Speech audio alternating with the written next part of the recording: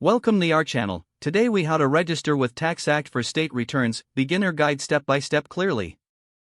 To begin, visit the TaxAct website using your preferred web browser. Look for the register or sign up button on the home page and click it. You will be prompted to enter your email address. Type in your email and create a strong password for your account. Ensure your password is unique and contains a mix of uppercase letters, lowercase letters, numbers, and special characters. After filling in your email and password, click the Create Account button.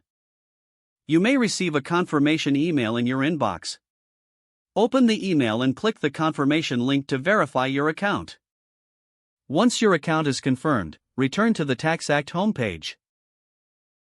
Log in using the email and password you just created. After logging in, you will be taken to your dashboard. Look for the option to begin your state return. Select your state from the list provided.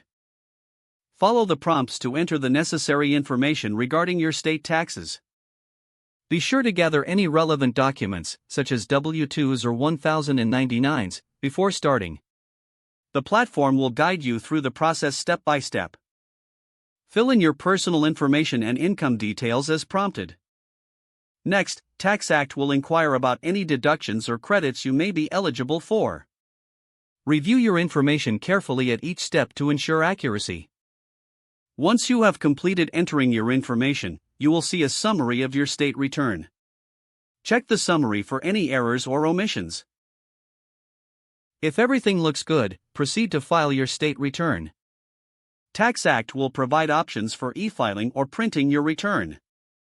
Choose the method that best suits your needs and follow the final prompts to complete the process. You will receive confirmation once your return is submitted. Keep a copy of your filed return and any confirmation emails for your records. Congratulations, you have successfully registered with TaxAct for state returns.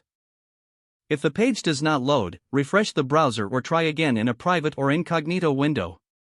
Don't forget to like this video and subscribe to our channel for more step-by-step tech guides.